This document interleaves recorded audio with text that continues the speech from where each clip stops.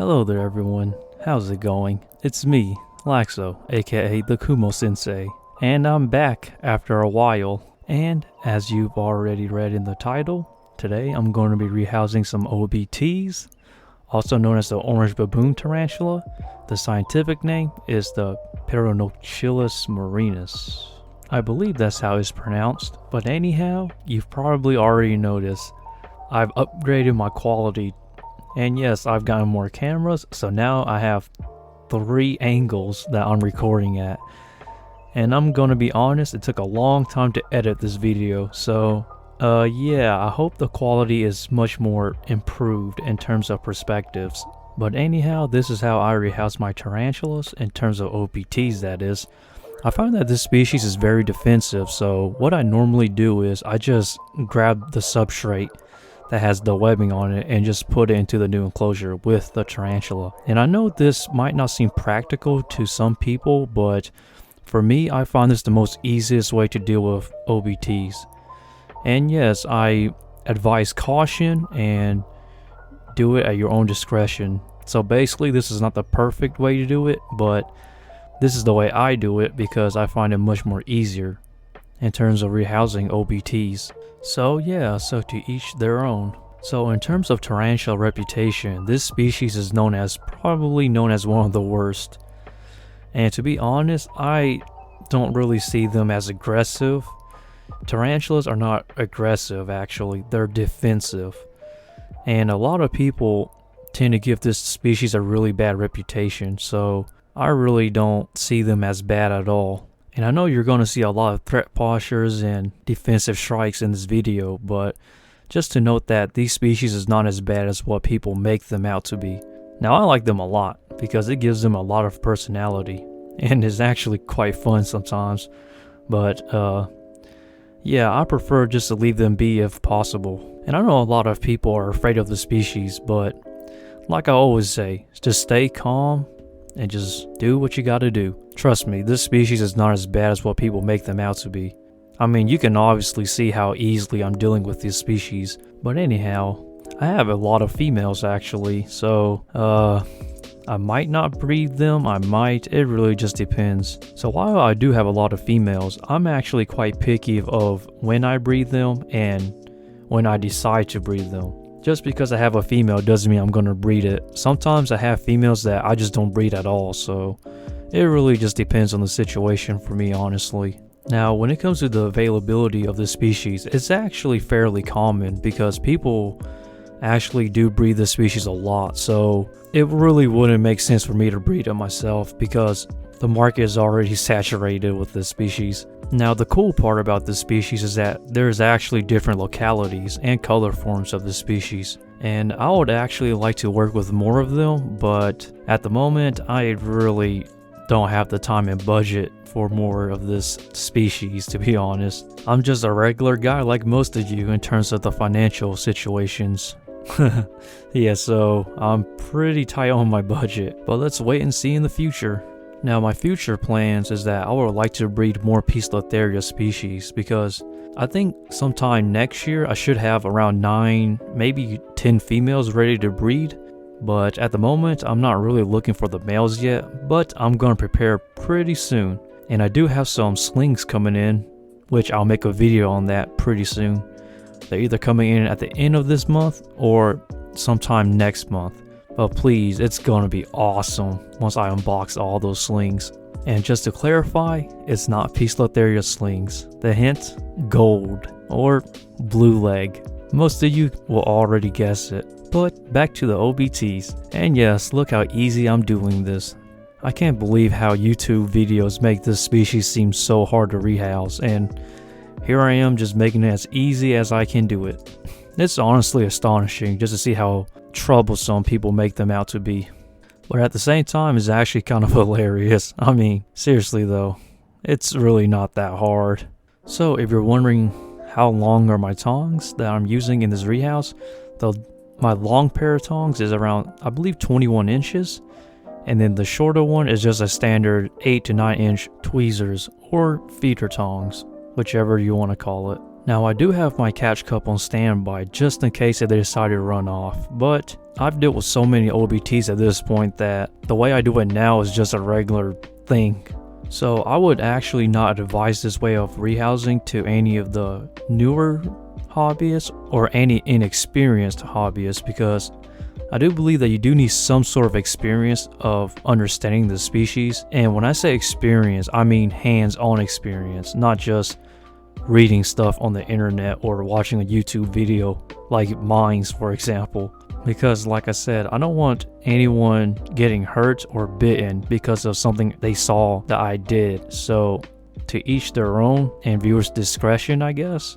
So yeah, so if you don't have much experience with OBTs, I do recommend you doing the basic, catch and cup method just to be safe, because I really do want you viewers to stay safe when doing rehouses with venomous species such as this one. Now in terms of this rehouse method, the only two species I will use this rehouse method with the tweezers or tongs is only the OBT and M. balfouri, and only for juveniles and slings. I would not do this method for adults because adults are something else, so just to clarify that. So basically for adults of OBTs and M. balfouri, I will use the catch and cup method because it's much safer. While it's not as fast, at least it's still effective, so I'd rather be safe than sorry. But yeah, the reason why it seems so easy in this video is because I've been working with the species for so long, and not to mention my experience with the species, I have a really good general idea of the species. So for me, I can predict them more than most other people can. Not to mention I don't own like too many to count. So let's end that there, and let's talk about how many females do I own. So when it comes to tarantula breeders, normally we would have more than one female of each species if we can. Generally 2 or more would be fine. I find that 7 is like the magic number. But if you're a new breeder, or if you get a species that lays a lot of eggs, you might as well just stick with one, because there are some species out there that just produce so many eggs, it's ridiculous. I'm talking like thousands of eggs in one sack. And normally I don't breed species that lays a lot of eggs because those species are normally very cheap because of how easy it is to produce them. And not to mention the market will be saturated with them. So I typically avoid species that lays too many eggs because it just tells me that it's going to be a hard sale, so I would avoid them unless I know that it will sell, or if it's new to the hobby, with some exceptions, that is, here and there. But honestly, it really just depends on what species it is. So that rounds up about the tarantula talk. Now let's talk about some random things. So in terms of my uploads, yeah, I know they're not consistent, but I'm trying my best for quality, so I think this video is a huge step up compared to my last videos, because one thing I've noticed is that it's hard for me to record the tarantulas when they're at different angles because I was only using one camera. So hopefully, since I'm using 3 cameras now, it will deal with that issue. So getting a good recording of tarantulas shouldn't be an issue now in terms of recording angles, that is. So what now? Let's talk about some anime, because why not? So lately I've been rewatching some anime because, why not watch some older series that have already come and gone? Because I find older series to be more of classics. And yes, they're enjoyable to rewatch at times. I've been rewatching some of the Naruto Shippuden episodes because I find them to be very entertaining to watch. And no, I do not watch Boruto because I find Boruto to be kind of boring, to be honest, but I heard that it's gotten better, but I don't know, I'm still kind of skeptical, but maybe I will check it out in the future, I guess. Only if it gets good, that is. So now let's talk about the Netflix series Squid Games, or Squid Game. And yes, I finished it, and I have to say it was a ride. No spoilers, but I recommend people to go watch it. And yes, I binge watched the whole thing in one night because I had to. It was that interesting in my opinion. And yes, it's been a big talk as of now, so if you haven't seen it, please do yourself a favor. go see it. It's kind of strange for me to like a new, TV series, because a lot of the recent ones have not been good. I mean, that's kind of true actually. I think the last TV series that I didn't like was probably Breaking Bad. Yeah, Breaking Bad was actually pretty good actually, now that I think about it. And let's not talk about Game of Thrones, because that was ew. Ooh, yeah, okay. So there's one thing about tarantulas I want to talk about. So one of my recent breeding projects was trying to breed my Pternichilus sturmi, also known as the Burgundy Goliath bird eater. And I have to say that breeding project was an absolute failure, because the female did lay an egg sac, but then she ate it. So yeah, I gotta try again. And for those who don't know, the Theraphosa genus is actually my favorite tarantula genus of all time. It's not my favorite species, but my favorite genus. So when my female ate her egg sac, I was just so devastated. But luckily she's in pre-molt now, so once she molts again, I will try to reattempt to breed her. So fingers crossed, and let's hope for the best for that breeding video. If I do record it, that is. But it is a breeding project I'm still pursuing. One of my current goals is to actually breed and produce all 3 species in the Theraphosa genus. And yes, the 3 species are the Theraphosa sturmi, the Theraphosa blondie, and the Theraphosa apophysis. Now the interesting part is that I have all 3 of those species, and I do have multiple females of those species. But I have to say, the hardest thing of this entire breeding project is actually finding males. Finding males for this species is a nightmare. I know that a lot of people, when they get tarantulas, they want females. But let me tell you a secret. If you're a tarantula breeder, you are going to need to desire males more than females. And let me explain. Females can live years on end compared to males. Once a male matures, he's only going to live for 1 or 2 years in general. And trust me, finding a male within that time frame is so hard. There are some species out there that I could just never find a male for, because males are almost non-existent. Like seriously, there are some species I have like 3 females and 0 males, 12 females, 0 males.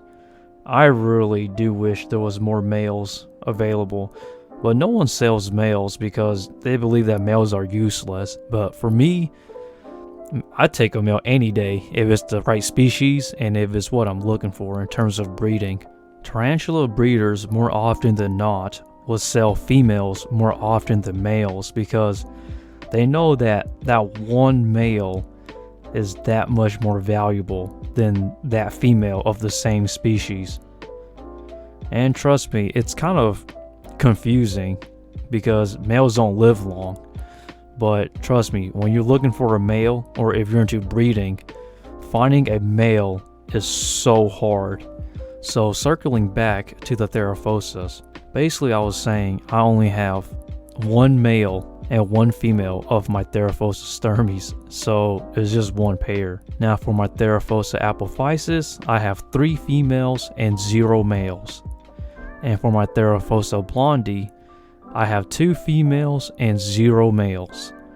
And yes, I'm still looking for more males because it turns out that males are very hard to find for this species. But I believe in due time I'll be able to breed them, if I can find a male, that is, because it's that hard. But yeah, at the end of all of this, I would really like to have my own breeding facility. You know, like those ball python breeders that have their own facilities and whatnot. Because I think it would be cool to have like my own workplace for tarantulas. Because as you see, I'm just recording all of this in my bedroom, which is kind of embarrassing, honestly. But I certainly hope that all you viewers who are watching this will one day support me on this journey. And yeah, so that's about it. If you enjoyed this video, please leave a thumbs up and comment something down below. because I would like to hear your opinions on how I rehouse my OBTs, and if you want to see the journey of becoming a tarantula breeder, please feel free to subscribe because that'll help out the channel a lot. And with that, I wish you all to stay lax, and Laxo out from the Kumo Sensei.